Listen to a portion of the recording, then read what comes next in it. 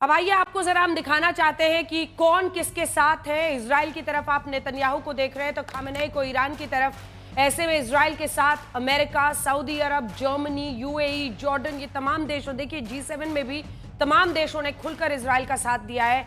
वहीं ईरान, अगर आप देखें तो मुस्लिम बिरादरी के नाम पर वो इराक, तुर्की, पाकिस्तान, मिस्र, लेबनान, ये तमाम देश उसके साथ दिखाई दे रहे हैं। और अगर इस तरह से अलग अलग खेमों में विश्व बढ़ता हुआ दिख रहा है ईरान के न्यूक्लियर पावर के मुद्दे पर, तो ये अपने आप में कितना बड़ा संघर्ष है। और क्यों ये मुल्क मानते हैं, क्यों अमेरिका खुल के कहता है, क्यों इजराइल खुद के कहता है कि नहीं, न्यूक्लियर पावर जो है वो ईरान के पास नहीं होना चाहिए, तो वो भी हम आपके सामने आज रखने वाले हैं। क्योंकि हम मैप पर अब आपको दिखाना चाहते हैं कि आखिर ये ईरान क्यों नहीं। तो ये आप देख रहे हैं इन तमाम लोकेशंस हैं इन तमाम देशों की।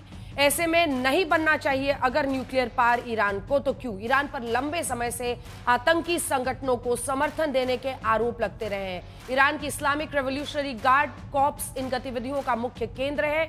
हिजबुल्लाह, हमास, हूती विद्रोहियों को मदद का आरोप है। वो इन समूहों को क्या क्या देते हैं, हथियार देते हैं, प्रशिक्षण देते हैं, आरोपों के मुताबिक उनकी फंडिंग करते हैं, वित्तीय सहायता देने का आरोप है ईरान पर।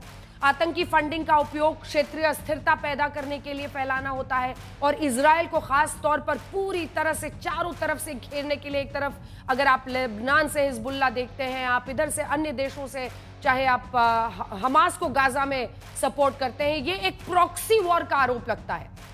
और इसी के साथ ये आरोप भी है कि चाहे वो इजराइल हो, सऊदी अरब हो, विदेशी दूतावास हो, कई जगहों पर ऐसे कई संगठनों का नाम आया है जिनकी फंडिंग आरोप के मुताबिक ईरान करता है। तो ऐसे में अगर आप इसको मैप को पूरा बहुत करीब से देखेंगे तो हमास का समर्थन करने का आरोप गाजा में लगता है। इसी के साथ साथ लेबनान में हिजबुल्लाह के समर्थन का आरोप लगता है। ये तमाम ऐसे कट्टर आतंकी संगठन है। यमन में हूती जो ट्राइब है उनके समर्थन का आरोप लगता है ईरान पर।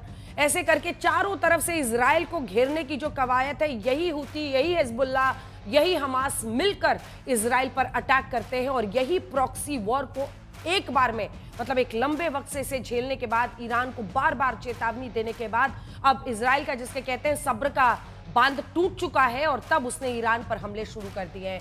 तो हिजबुल्लाह हो, हमास हो, फिलिस्तीनी इस्लामिक जिहाद जो गाजा में है, हूती विद्रोही हो यमन के, इराकी शिया मिलिशिया हो, ये सब शामिल बताए जाते हैं। अब सवाल ये है कि अमेरिका क्यों कूद सकता है इसमें? तो ट्रंप का जो पोस्ट आया है और बीच दौरे में G7 में कनाडा से उनका वापस लौटना एक संकेत है।